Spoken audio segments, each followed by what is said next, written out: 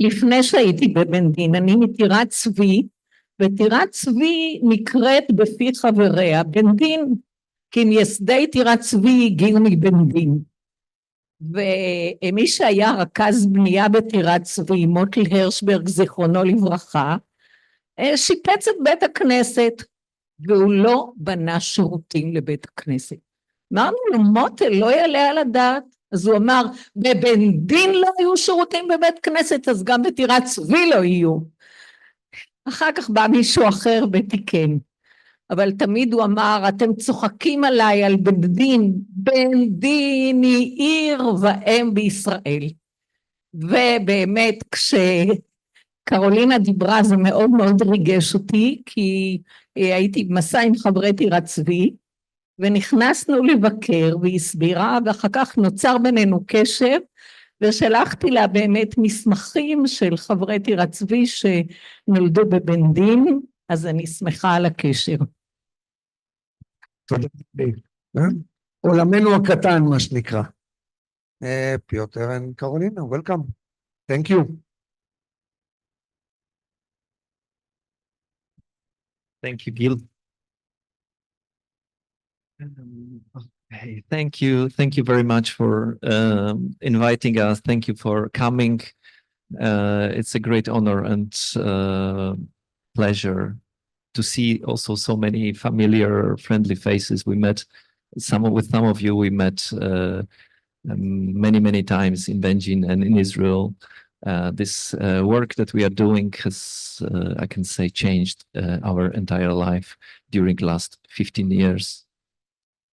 What we would like to tell you today is about what is Bendin, because not all of you are familiar with the place, and also tell about briefly about what we did already and what is the big project that we are starting.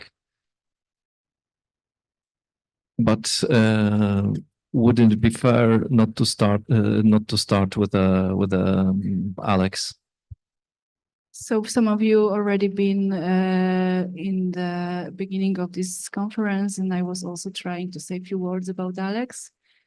Of course, we started with our project in Bendin with Brama Zuckermana Foundation in 2008. So it was before we met Alex, but I repeated that I invite him to Bendin, and he was like in a huge shock about the place, about how it is preserved, and how many traces, Jewish traces, of course, are in Bendin. And as I mentioned, and I will underline that he was our very close friend, and we loved him very much.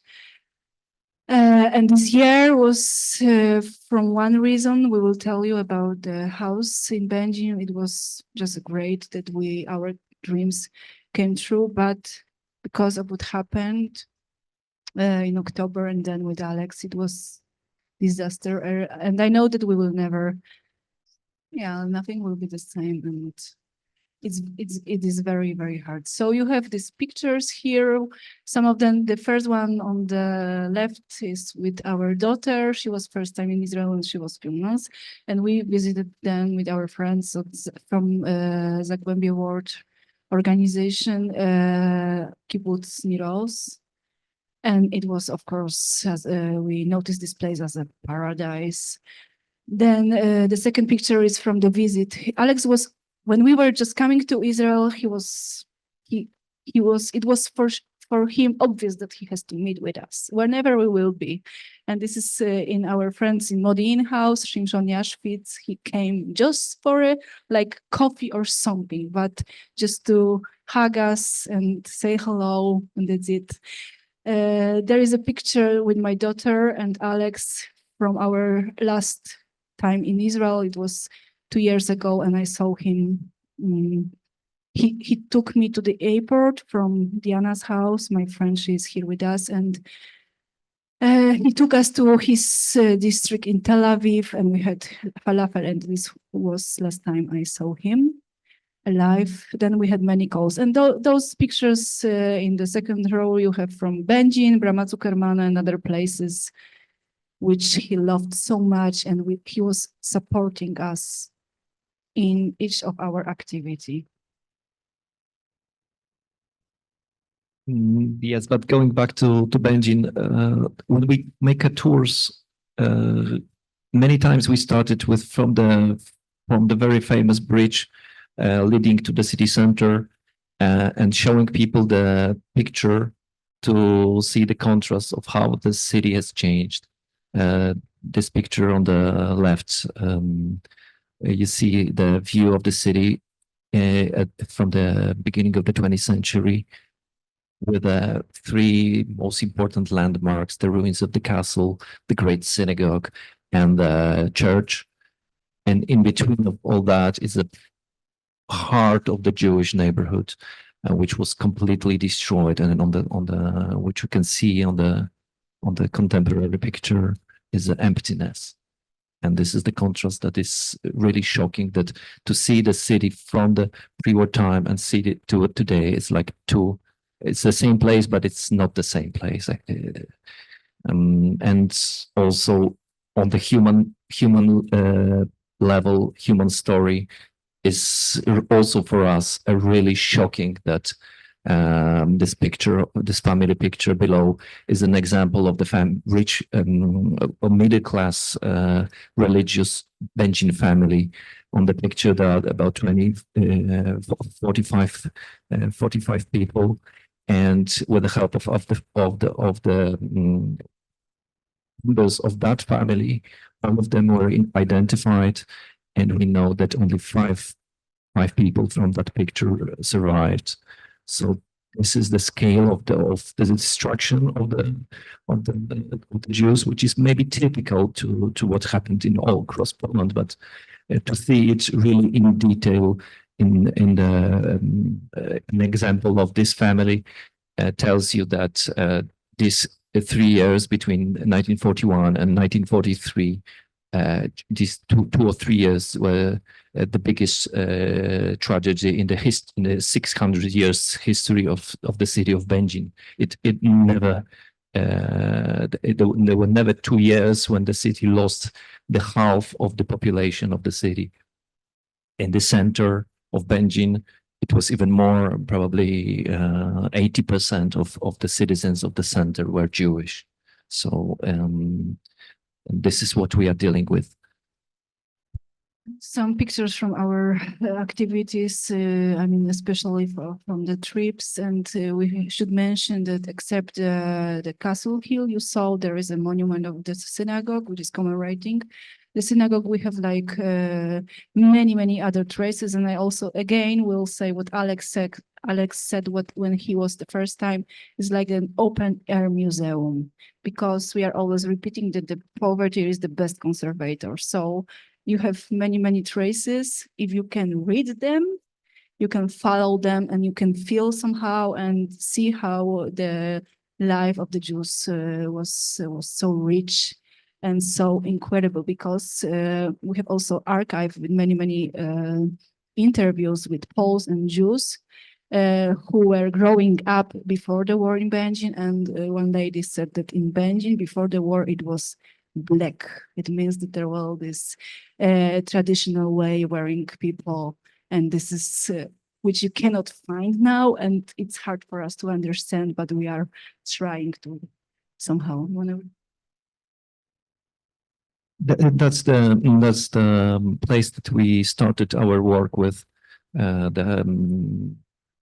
a historical house of prayer built by Zuckerman family, rich Jewish house owner who donated a room for prayers for his family, but also for people of the neighborhood. And also we know that it was used by the charity organization that was meeting so during these years. We were able to renovate the historical paintings surrounding the walls, and also turn the place into a room for lectures, education, not only for visitors, for Jewish groups, visitors, families who are looking for roots in Bendin, but also for local Polish people who knows very little about that story. This the shtibel was the impulse which put us in the place where we are when we are now. That we in that time in 2008 we had no idea. This is a common story of our generation. We had no idea about the Jewish history in Poland. And when I came there for the first time, it was like a shock, because this is 60 square meters with the original paintings. And we know that somebody was praying there. And there was the shock that nobody wants to take responsibility for such an important historical place. And from the beginning, we treat this history as our own, as a part of the Polish, Jewish, whatever history of our history. It was a shock to discover that I was growing up in the city and I had no idea about the real history. You can see also our guests like Avi Huronen, professor, probably you know, son of Heike Klinger. We will mention about her later, and other also Rivka Telner from Bendin. She was saved by a Silesian family, many different stories. Yeah, but the main reason to tell about it is the new project that we are starting. Is the house located in the Kamionka suburb of Bendin, where in 1942 ghetto was created, and from the different testimonies and also this memorial plaque that you can see, we know that this place was a center of resistance. Center of Jewish resistance during the ghetto. It was called the kibbutz Dreher, and people were gathering the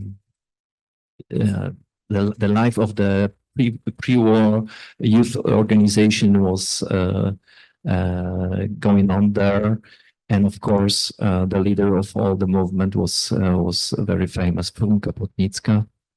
But also other people like Heike Klinger, Baruch Gaftek, and Zvi Brandes, and Herschel Springer were also living there, staying there, and thinking how to react on the plans of destruction of the ghetto that were inevitable. And this plaque was put there in 1947, in September probably. And so it means that it's one of the first commemoration plaques on the plaque or the monument in Poland, for sure in our region, southern Poland. And as you see, those are archive pictures from Ghetto Fighters House. And yes, so we find out about this place in the beginning of our work in Bendin, and we were like going around for like 12 years and thinking how to save and keep the memory and also the building, the plaque, of course, and every story which are inside or underground over there. The place is unique for several reasons. One is as Kaloina mentioned, that it was so early recognized as a center of the resistance, as a building which is a symbol of resistance in 1947.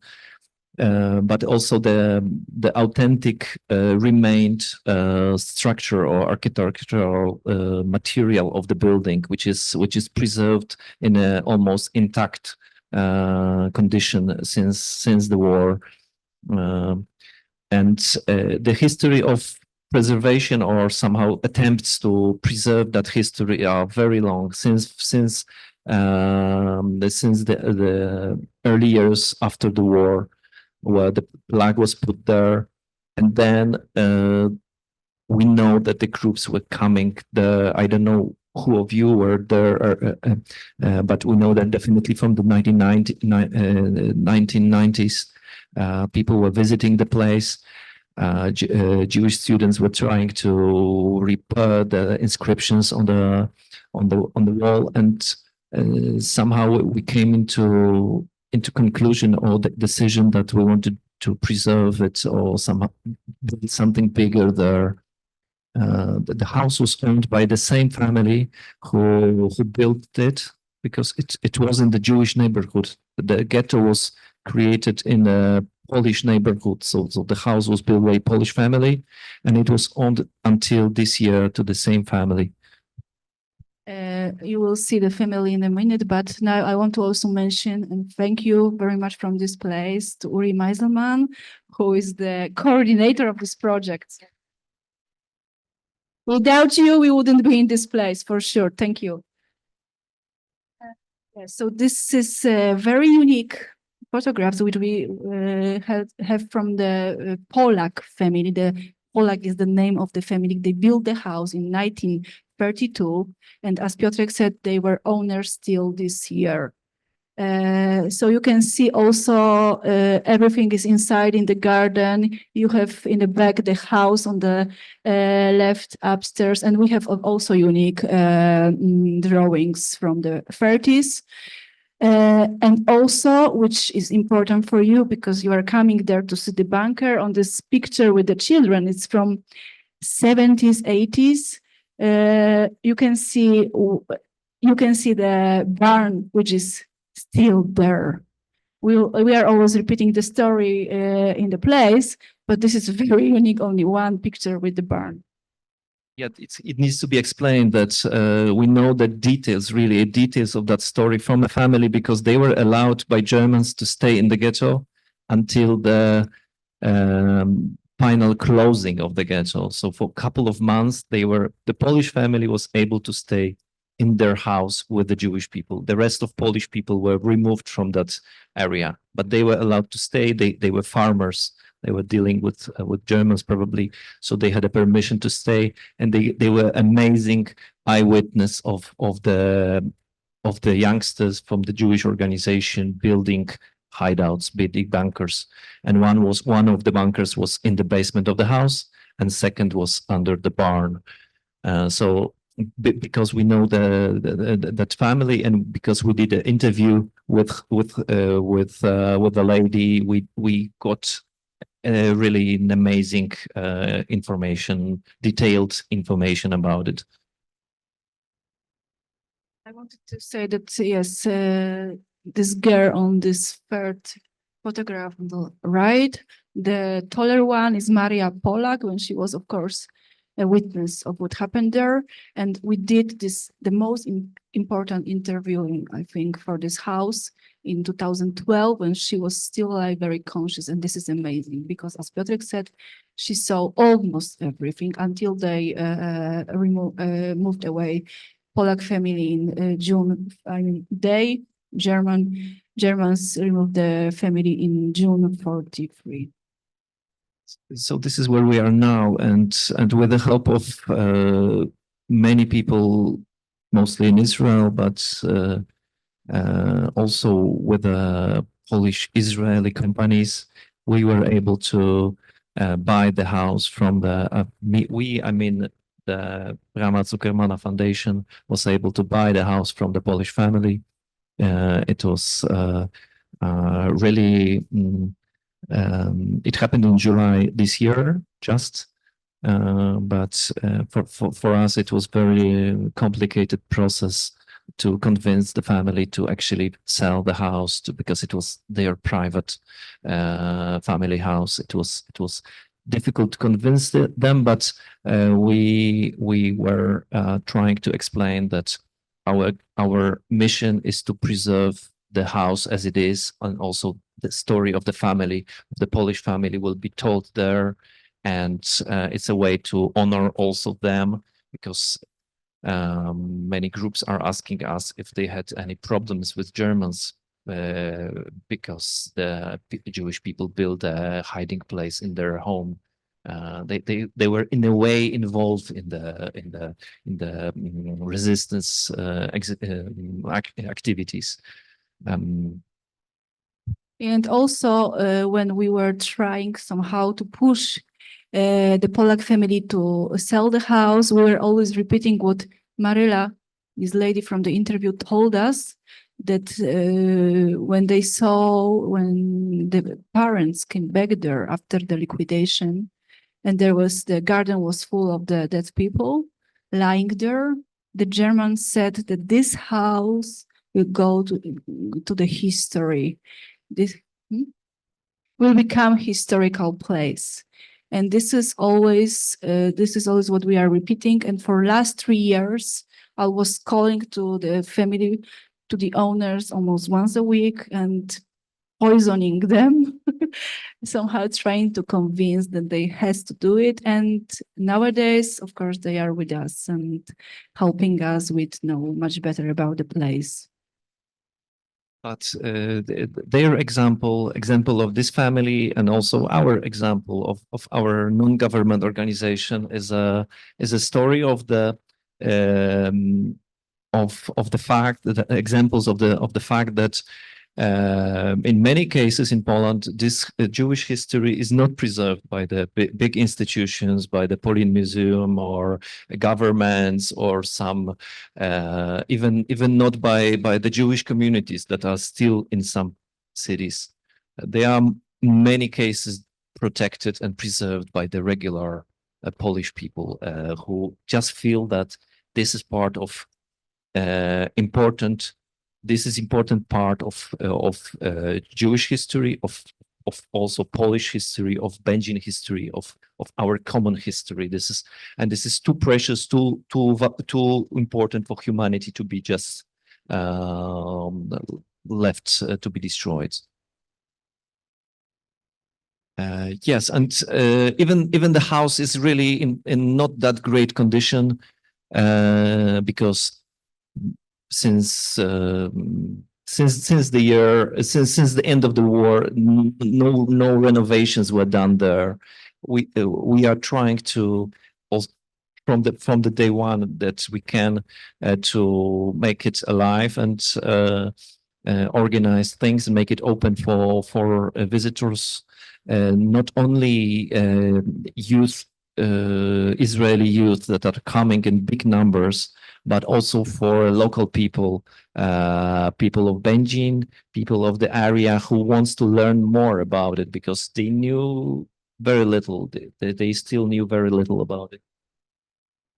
Some of you, because we know we have a lot of friends already who've been there, you saw that it is it's very poor district without any shops, without any activities, any culture places. So the question is for us and for them, is it the opportunity to discuss about the future with a very great local institution, or just they will interrupt us? We'll see. It's a long dialogue, probably, again, dialogue, which Alex mentioned about it.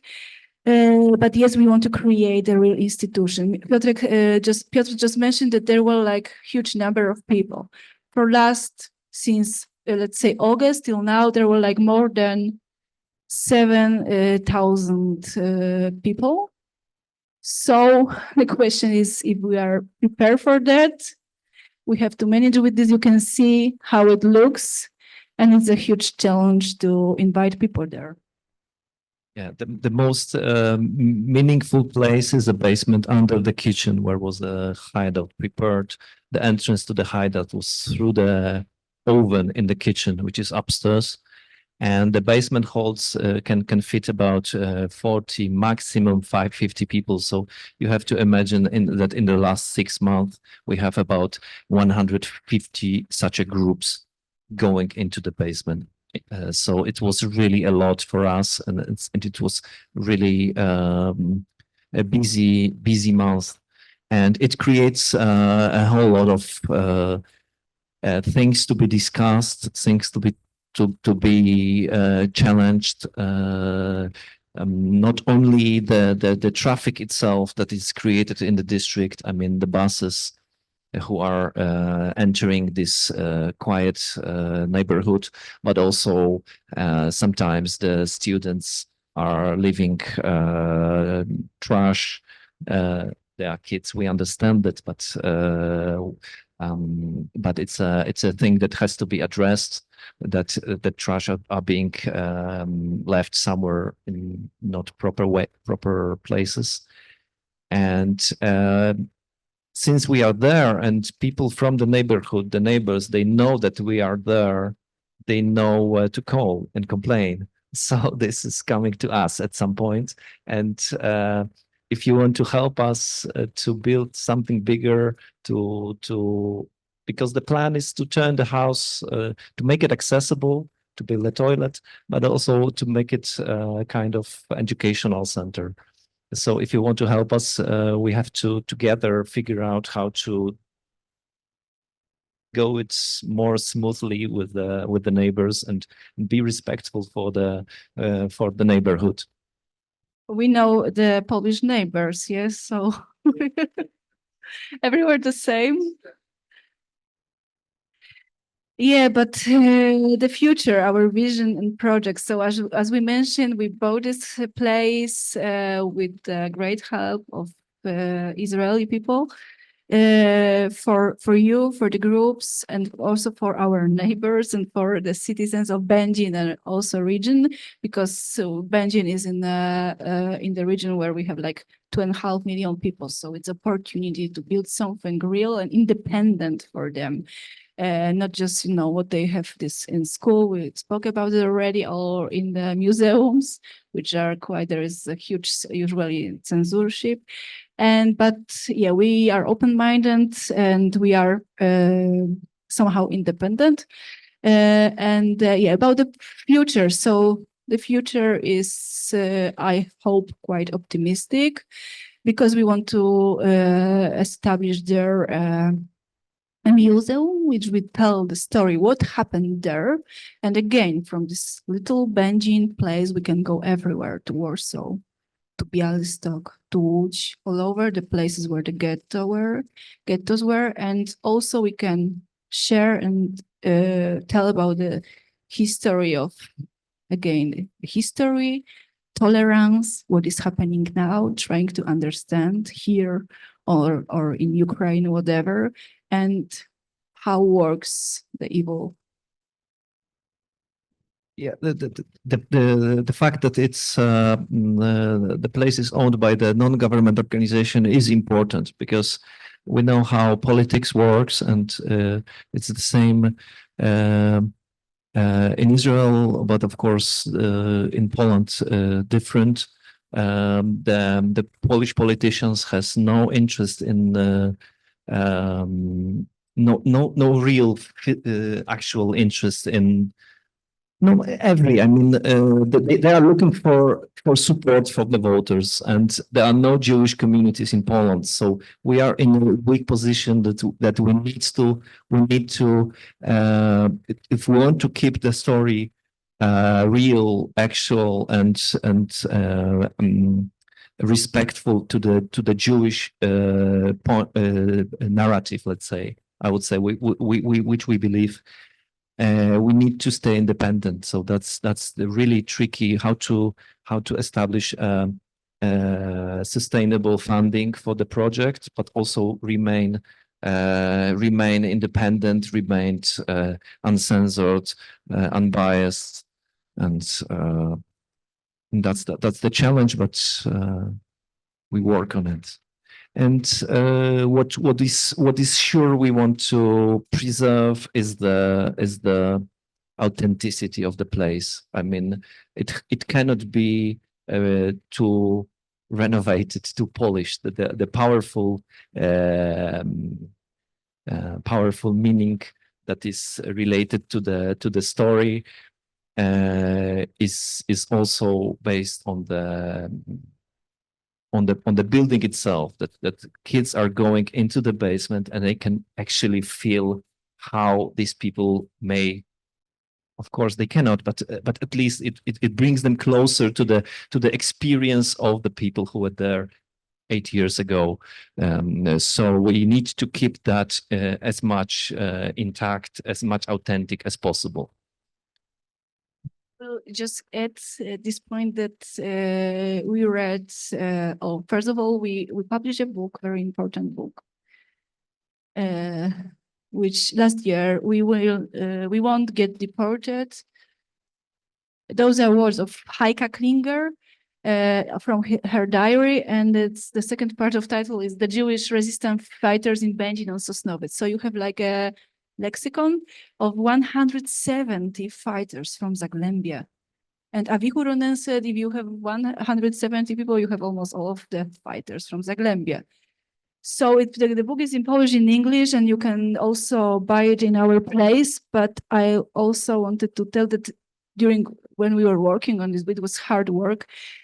Many people, we were discovering the diaries, and one of the diaries of Renia Kukiełka, probably you've heard about her, and she is writing a lot about this place, this important underground drawer basement or bunker, and she was repeating that this house was comparing to the others in ghetto, it was like a palace.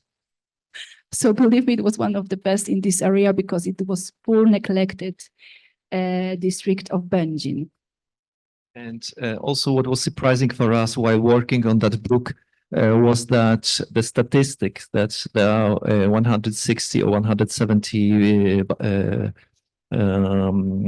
people, this biograms of people, and about 60 of them survived. So it's like a really big percentage, which can be described also. Of course, if you survive, there is more information about you later on. But also, I think about it that those people who are active in the resistance, active in the underground, they had better chances to stay alive somehow because they were organized, they were young, they were active. Yeah, this is how the whole place looked like. The brown is the building itself, and the green is garden. It's a typical farmer's kind of dividing the field, which is very narrow, very narrow, because it's usually a father who is giving the sons another parts of and they are cutting it, so it's getting really tiny, really narrow. And those of you who've been there knows that the road is on the right, and you enter to the house is going down. So also one of the ideas is to use the garden as and the entry space to the house also as a form of auditorium to the group which is waiting for entering the house can listen to the introduction to the story, sitting there on the stairs or waiting. But again, we are speaking about this about garden during the summer and spring. It's impossible to sit there now, which is also important in the context of when you are coming, that you have to remember that at 4 o'clock in Poland, in September, December, October, whatever, it's dark. Yeah, it's usually dark. So we have to think about it when we are organizing the plan of the trips. The contact. And also one thing, talk about how nice it is to be independent, blah, blah, blah, and it's great, but we somehow need support from bigger organization and from 2025. So from this year, Polish year, we are going to be a branch of Jewish Historical Institute in Warsaw. So it means that there will be a first office behind the Warsaw, first in Bendin. This is amazing for us. It's also an opportunity and a huge prestige. We will be working for Zich, but also for the house, because we need to have a regular, let's say, money for living. And that's why we will also have a better umbrella all over us. But the foundation is not stopping to work. So and the house belongs to the foundation. So it gives us the security that even if the government will change, even if the directorship of the Jewish Historical Institute will change, we are staying with the house and in the house. So we think about it. Thank you very much. Thank you very much for coming for this day and for this event. This is still a time of the year. I'm sorry, this is still a time of the war, And in Poland, through the media, people are getting really worried about us coming here to the country, which is in war. And for us also, it was a little bit not so normal. But we wanted to express our solidarity with you people, and also our give honor to Alex. Thank you very much.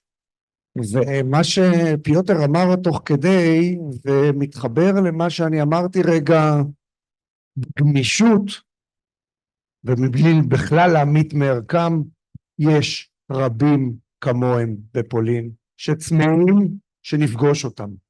נפגוש אותם, נביא לשם, נוקיר אותם, נכיר אותם, ואת הפועלים את הפעולות שלהם.